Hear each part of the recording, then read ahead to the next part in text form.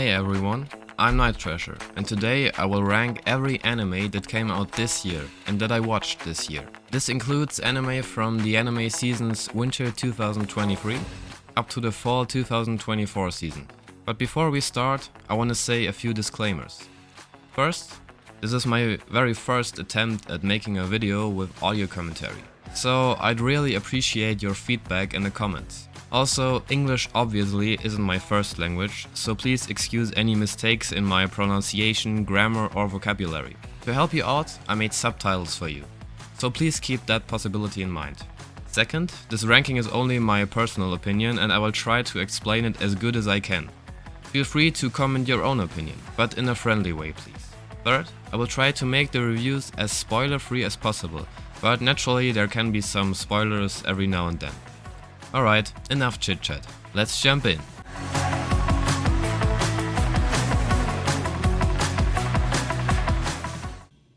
おめでとう。あなたたちは偶然生きています。はじめまして、皇帝です。東京にいる100万人の生き残りの皆さん、試運転は終了しました。多数決を取ります。Dusget's Fate of the Majority is not only the worst anime I saw this year, it's the worst anime I ever watched. Literally, the only positive thing I can say about this is that it got some great voice acting by excellent voice actors like Kenjiro Tsuda or Yuto Uemura. The sad thing about Dusget's is that its idea actually isn't that bad. It tells a story where after almost everyone on Earth seemed to have died, the few left survivors must answer one question each day that appears on a screen, and their answer will decide if they live or not. Sounds like a great psychological mind game, right?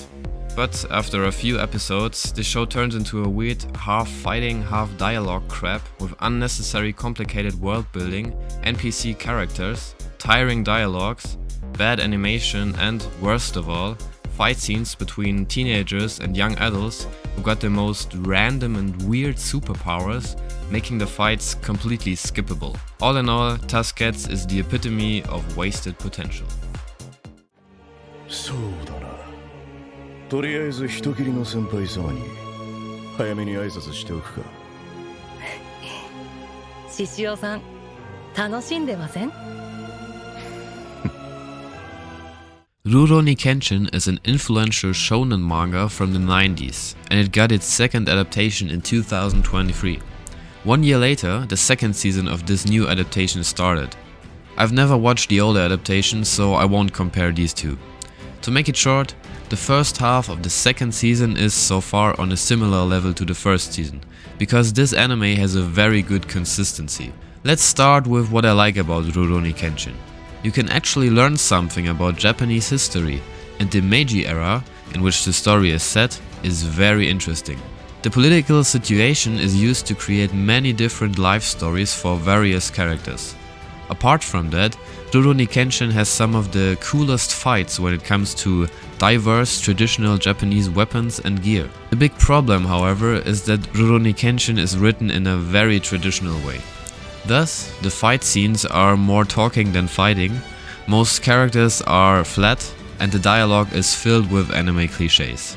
That's why I would call Rurouni Kenshin fun and cool, but occasionally boring. 間に絞り、鬼殺隊全体の底上げに全力を注ぐ機会とする。これは重要な急務である。重要、そう考えるゆえ。私は柱稽古を提案した。The new Demon Slayer arc was just what I expected.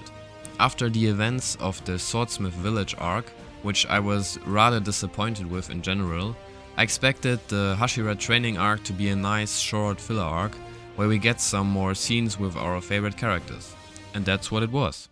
The animation was great as always, the soundtrack was perfect as always, and the comedy wasn't out of place like in previous seasons. What I loved most about this arc is that we finally got the Gyu backstory I've been waiting for since season 1. And of course, the last episode gave us a sequence that was even above the standard animation of Demon Slayer. As you may know, there were many complaints by manga readers that the new added scenes in the anime changed some characters, but I completely enjoyed them. The Hashira training arc satisfied all my expectations, and I'm absolutely hyped for the Infinity Castle arc. But still, I can't rank this short filler arc any higher than new innovative anime. 溢れ返った渦巻きを一日中ただひたすら見つめているんだ。そうしている時の親父の目はぐるぐる回っているんだ。左右別々に。There have been several attempts in the past to create a proper anime adaptation for the work of the legendary horror mangaka Junji Ito, but none of them has been particularly successful. In 2024, the new adaptation of Uzumaki, one of his most famous manga, seemed quite promising, and in my opinion, it was indeed a solid adaptation overall. Many people say that the production quality dropped significantly after the first episode, but honestly, this was only true for a few single scenes. Something I really liked about this adaptation is that they decided to keep the anime in black and white, because this way the terrifying pictures are closer to the original. They also used CGI quite well. I have only read a few pages of the manga, so there was a lot of new content for me. And although the story felt quite rushed at times and not everything was always logical, Uzumaki had many scenes that I won't forget for a long time. However, Uzumaki was just 4 episodes long in total, so I won't rank it higher than the following anime, which offered way more content. ところで 2B、 僕のことをよく知る親しい人は僕のことをナインズって呼ぶんですけど、そろそろどうですか？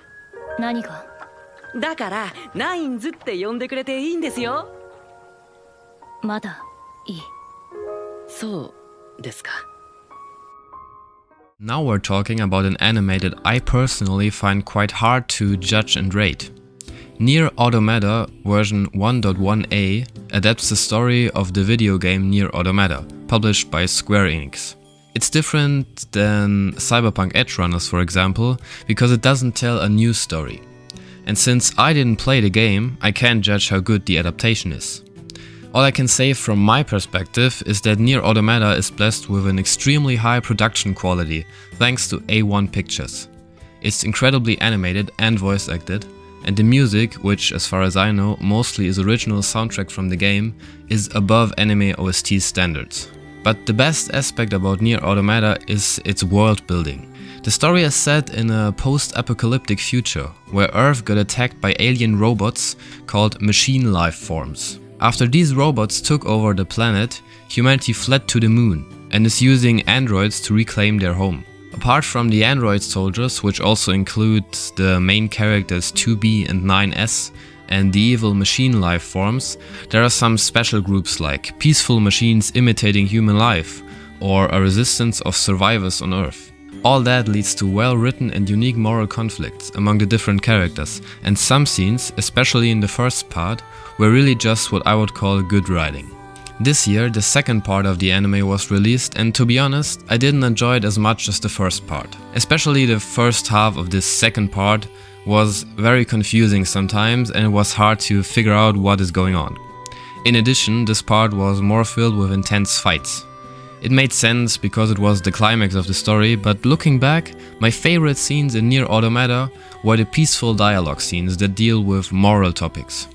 However, the final conclusion of the show was really good, and the last few episodes contained some incredible scenes.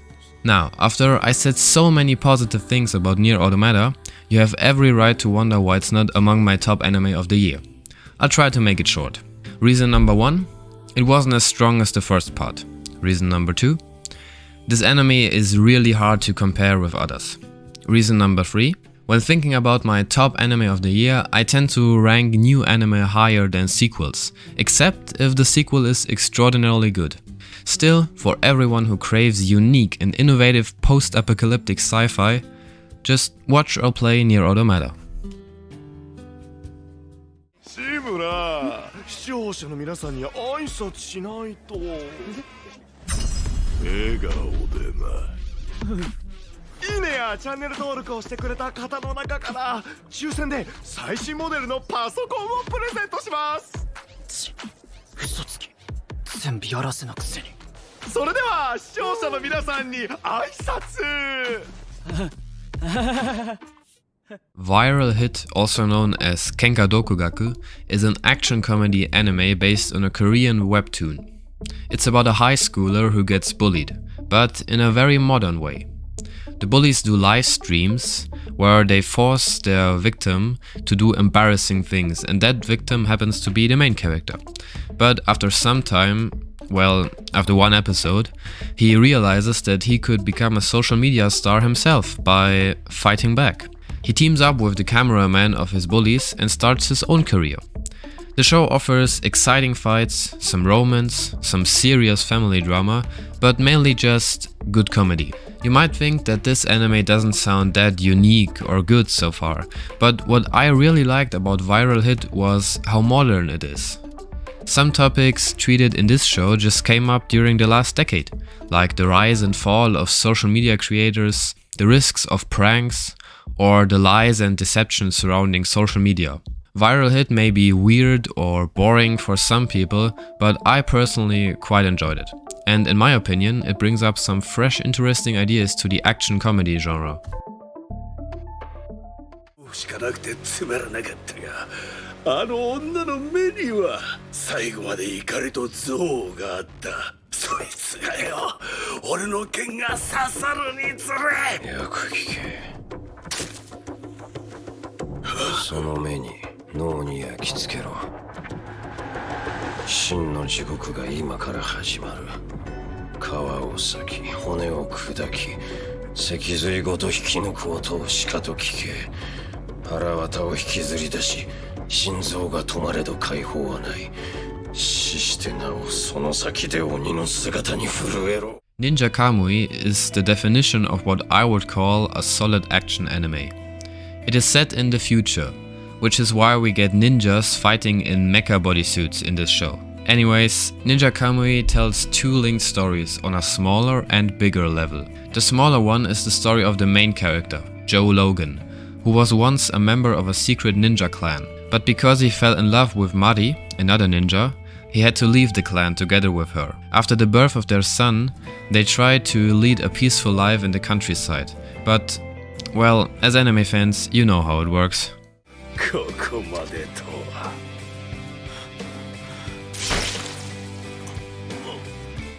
Obviously Joe, or Higan to use his ninja name, swears revenge and begins to fight his former clan. That brings us to the bigger story, which is the tale of the clan itself. In this futuristic world, a big company called Auza has huge power over almost everything in the world. Therefore, the leader of the ninja clan decides to work together with that company. But of course, old traditions and modern innovation don't work together too well. I can only describe Ninja Kamui with the word solid. It doesn't have the best consistency, the beginning and end of the show are way better than the middle part, but especially in these parts it offers cool action sequences with a mix of old school ninja gear and sci-fi weapons. There are also some well-written and lovable side characters like Mike and Emma, two detectives who try to uncover the dark secrets of Auza. Ninja Kamui would be boring if it were twice as long, but for a length of 13 episodes, it's surely worth watching.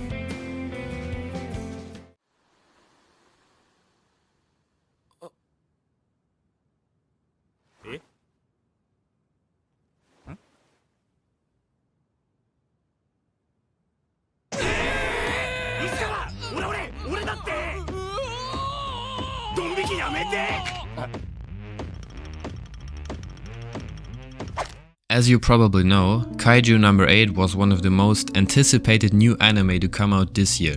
In this show, big monsters called Kaiju frequently cause a mess in Japan, but of course there is a defense force consisting of skilled soldiers with high-tech gear. That already leads to the most unique thing about Kaiju. The main character is not part of that defense force, yet. Kafka Hibino has been trying to become a soldier for years, but at the unusual anime main character age of 32, he's still just the guy who cleans up the dead kaiju after the fight. That changes at the end of the first episode, when he turns into a human kaiju hybrid. Together with his new buddy Reno, he attempts to become a soldier again, and now he actually manages to pass all the tests. thanks to his newly gained secret powers. But the other side of the coin is that he has to be really careful, because obviously the defense force wouldn't want to have one of their enemies in their own team. This idea is what I liked most about Kaiju. Sure, the fights and side characters were okay and enjoyable, but not really different from what we know from big new gen like Jujutsu Kaisen or Demon Slayer. Kaiju number 8 is definitely no anime of the year for me, but it is well produced and earned its place among the modern action anime. その中でも朝は自主練になっていて、誰よりも早く来ようって思っているのだけど、いつも一番にいるのがジョバスの千夏先輩だった。まだ冷たい空気の漂う体育館でひたすらシュートの練習をする。そんな千夏先輩のことが俺は好きだ。I must say, I am not the right person to judge this anime properly, simply because my experience with romance anime is restricted to Violet Evergarden and Your Lie in April. Blue Box came out while I was in Japan, and since I saw merch of it everywhere, I thought, come on, I'll give this anime rom-com a try. And I have nothing to complain about. Blue Box is simple but good. Lovable characters, beautiful animation, a basic anime romance story and a generally good vibe. And I think that's it. Another solid anime romance where you can't really complain about anything. I also think that the balance between the sports aspect and the romance aspect in this show is executed really well. The focus is on the social relationships of the main characters, while the sports bring more life and action to the picture. And, I already mentioned it, but the animation is really beautiful, because the studio put a lot of effort in the post-production, where they improved the shots with digital effects.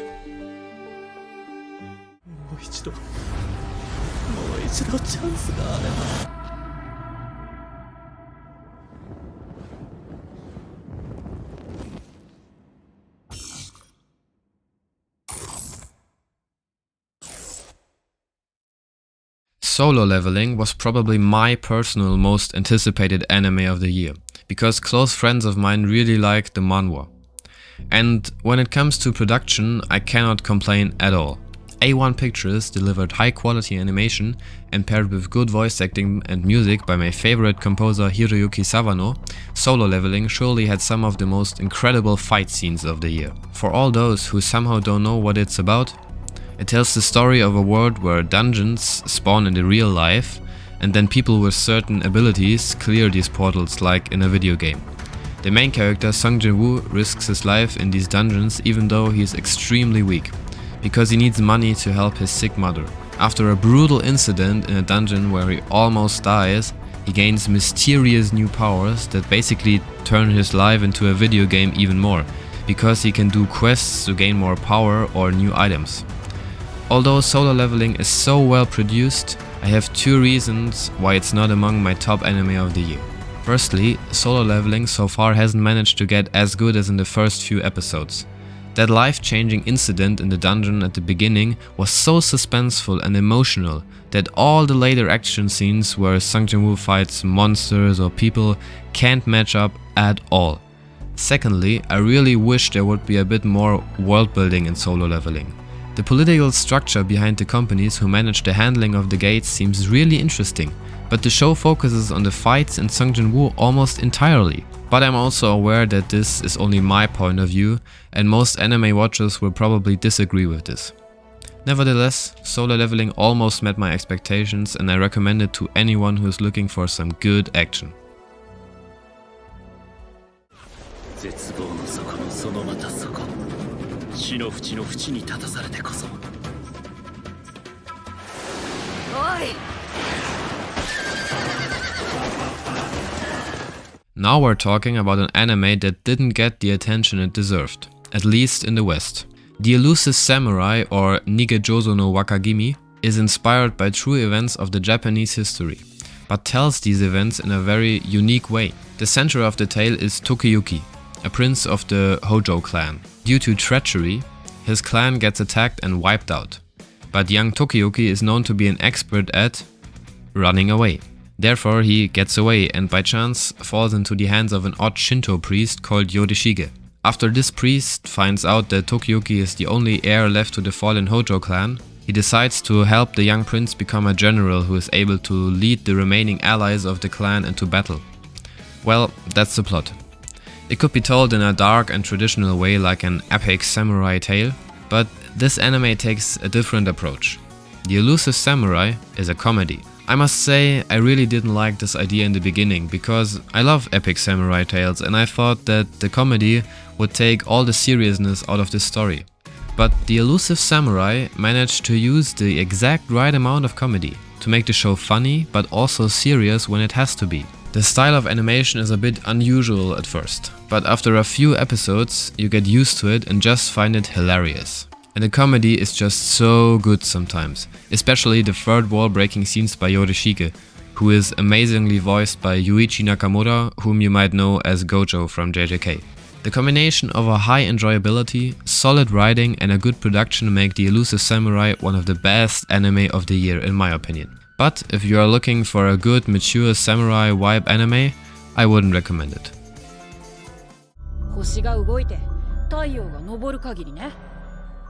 では、もし太陽も星も動かなかったら。いやいや、さすがにそんなの成立しない。成立する。じゃあ、今まさに空を動いているのは何なんです？地球だ。地球ってそんなわけ。え？地球Orb on the Movements of Earth is known to be the most surprising anime of the year. And that reputation is quite deserved. Its plot is already pretty unusual for an anime. It is set in medieval Poland and tells the story of heretics who try to prove heliocentrism. Similar to Vinland Saga, this show is not particularly strong as a historical drama, but it excels as an interesting character drama. The unique topic alone makes Orb very fascinating. Complemented by a beautiful animation and a good mix of suspenseful scenes and thoughtful moments of silence, this show is just very enjoyable. Furthermore, it has a star-studded cast of voice actors. And Kenjiro Tsuda's performance as the Inquisitor Novak is by far my favorite voice acting performance of the year, and probably even the best performance of this iconic voice actor. The strengths of the different characters are very diverse. Some are surprisingly unique, just like the young mastermind Rafal. Some are well written and understandable on an emotional level, like the former mercenary Okshi, and some are not, but radiate more charisma than shonen main villains, like the Inquisitor Novak I already talked about. Still, Orb is not as perfect as some people claim it to be. I have two problems with this anime. First, it is quite inconsistent in terms of tension. The best episodes so far are leagues ahead of the rather boring ones. And although the dialogues are refreshing, some topics or expressions tend to be repeated, making some conversations unnecessarily long. Also, I wasn't a fan of the character Badeni. I rarely struggle to understand the decisions an anime character makes, but in the case of Badeni, I just didn't get what the hell this guy actually wants most of the time. And at times, it felt like his decisions were only made to push the storyline into a new direction, rather than to develop his own character. Nevertheless, Orb is great, and I recommend it to people who want to see something new.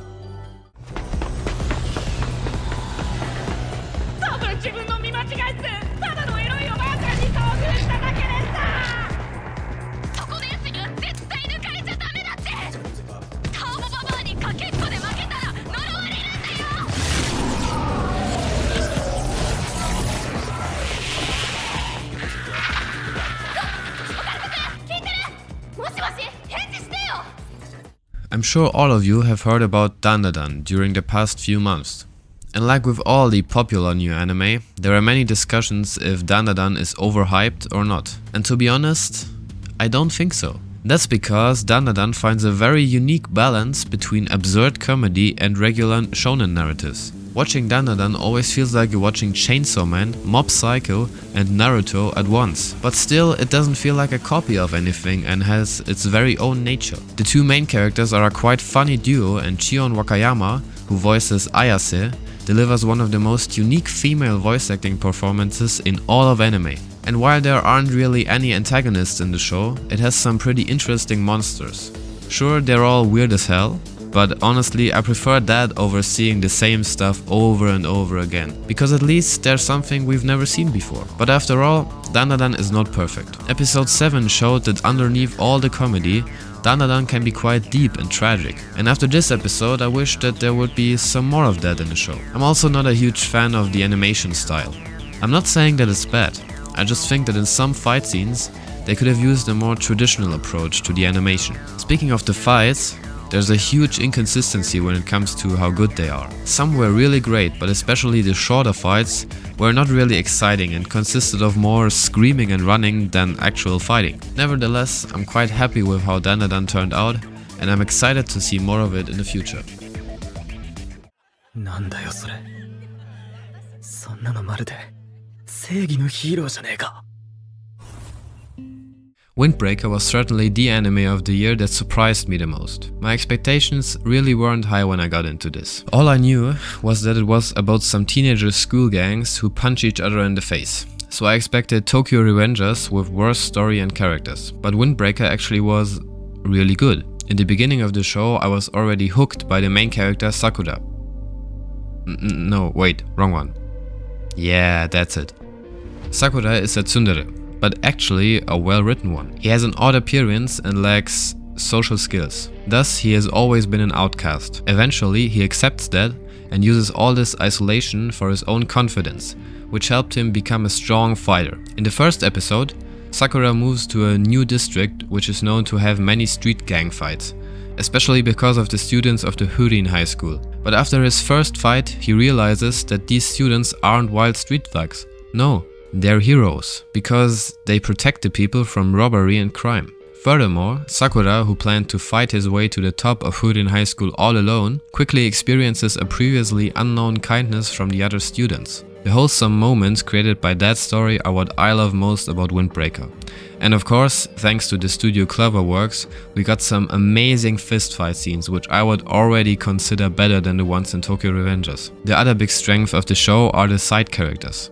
Of course, there are some cliches, especially when it comes to character design, and not every character is well written. But some undoubtedly are, and I want to point out Togame and Choji, who play an important role in the middle arc of the first season, in which the students of Hurin High School get into a conflict with another gang. The fist-fighting tournament resulting of that is one of the best tournament arcs I've seen in a long time, and the fights with these two characters, as well as their common backstory, are the climax of it. I don't want to spoil or anything, so I'll just say that the story of these two delivers a deep message about the principle of fame, glory and leadership. Sure, there may be some fighting shonen who tell the same message, but I doubt that they do it in just a few episodes. As you see, I completely enjoyed Windbreaker, but one anime easily topped everything this year.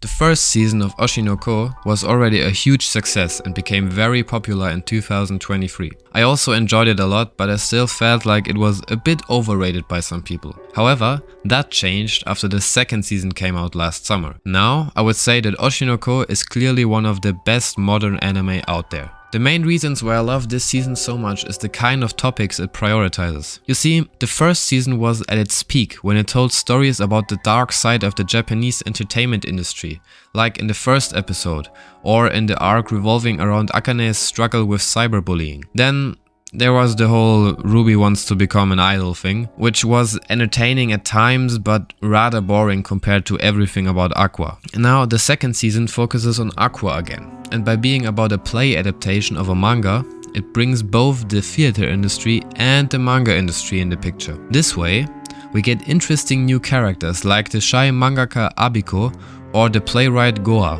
which is one of the most relatable anime characters I know, as well as huge character development for all the actors and actresses we know from season 1. Especially the rivalry between Akane and Arima develops in an interesting way and already stands out from all the dull shonen rivalries. In contrast to the previous season, the main character Aqua finally gets some good character development, and his PTSD is portrayed way better than before. Something that fascinated me about Oshinoko Season 2 is that Although it's neither an action anime with supernatural aspects nor a regular bittersweet drama, it was by far the most engaging and emotional new anime I saw in a while, and almost every episode gave me much to think about while listening to the ending song. The show manages to find the right balance between good character writing, clever portrayal of problems in different jobs of the entertainment industry, and casual anime tropes that the fans want to see. And while we are swamped with trash isekais, unoriginal romance comedies, and action animes who waste their writing potential just to avoid being too unconventional, I just wish that we would get more animes like Oshinoko, no matter what they're about.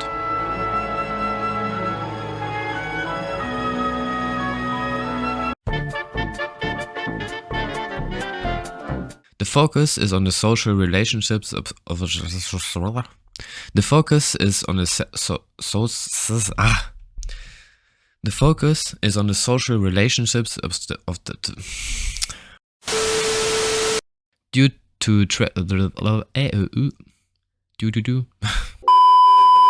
the style of animation is a bit unusual at first, but after a few episodes the style of animation is a bit unusual at first, but after what the is wrong with me? Furthermore,